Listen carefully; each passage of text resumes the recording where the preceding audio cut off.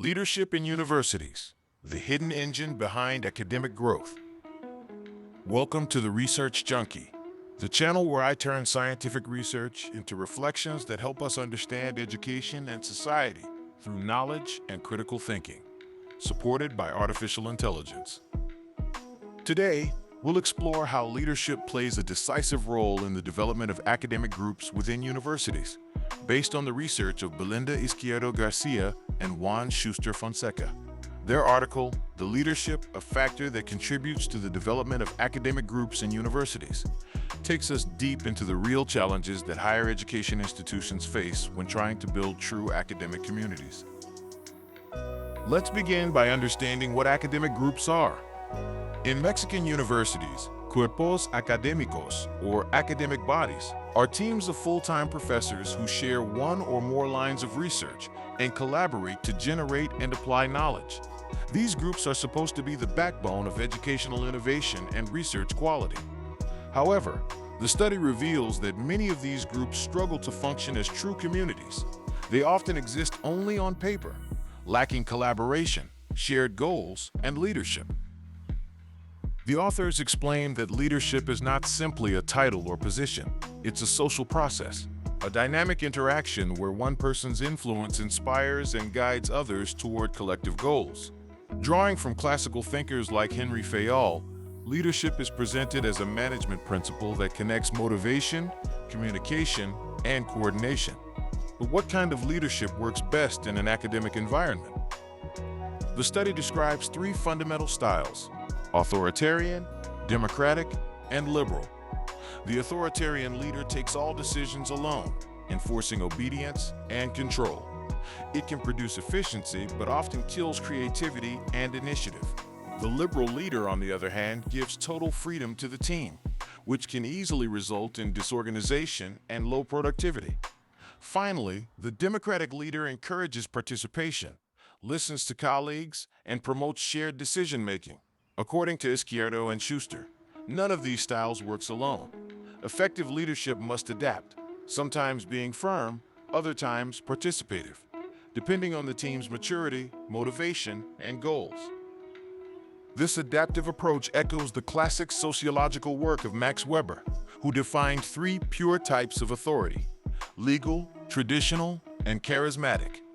In universities, legal authority often dominates, based on bureaucratic rules, merit, and hierarchy. But academic life also depends on charismatic authority, the personal influence and inspiration of a respected scholar or mentor who can unite people around shared ideals. Interestingly, the study also links leadership to the theory of social systems developed by Robert K. Merton. Merton emphasized that every organization functions through both manifest and latent functions, the visible goals and the hidden dynamics that sustain or harm the system. When academic groups fail to communicate or collaborate effectively, their latent dysfunctions, like mistrust, ego clashes, or lack of motivation, start to erode their performance. One of the most concerning findings in the article is the disintegration of many Cuerpos Académicos at the Universidad Veracruzana. Despite having national programs like ProMEP that aim to strengthen research collaboration, many groups remain weak. Data from 2009 showed that 71% of academic bodies were still in early stages of formation. Only 20% were consolidating, and less than 9% had achieved full consolidation. The researchers also highlight a serious issue: an aging academic workforce. More than half of full-time professors were over 55 years old, and less than one-third held doctoral degrees. Health issues and burnout further affected productivity, and only around 10% of the faculty were part of Mexico's national system of researchers. These numbers point to a structural problem. Universities depend on leadership not just for management, but for survival. Without committed leaders capable of fostering teamwork, research innovation, and emotional cohesion, academic bodies fall apart.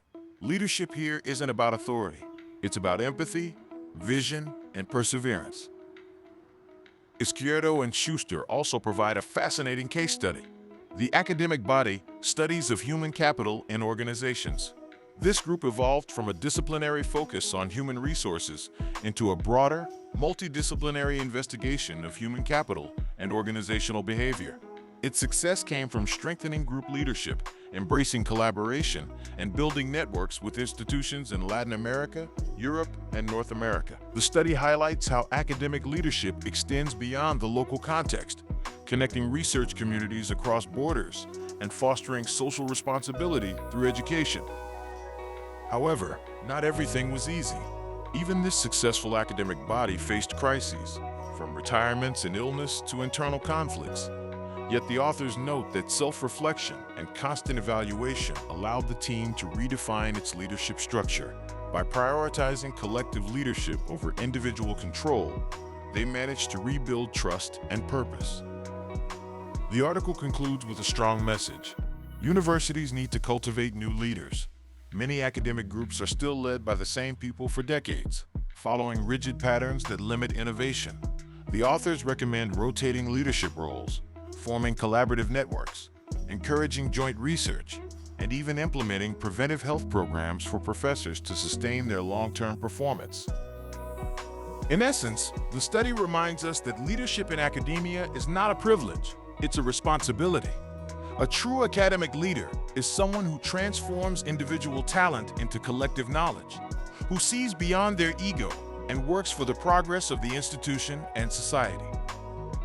This information is based on the article El liderazgo, un factor que contribuye al desarrollo de los grupos académicos en las universidades, written by Belinda Izquierdo García and Juan Schuster Fonseca, published in 2010 pulgadas, the journal Investigación Administrativa, issue 106, by the Instituto Politécnico Nacional, IPN, Mexico. The article examines the structural and human factors influencing the disintegration or consolidation of academic bodies, emphasizing leadership as a key strategy for institutional development. On this channel, I believe that scientific research like this helps us rethink what education means. Universities don't only need professors, they need leaders who can inspire others to grow. Before we end, I want to leave you with a question. What kind of leadership do you think your university or workplace needs today? Authoritarian, democratic, or something in between? If you enjoyed this reflection, remember to subscribe and join this space where science and education meet to transform the way we understand the world. I'm the research junkie. I do the research, so you don't have to.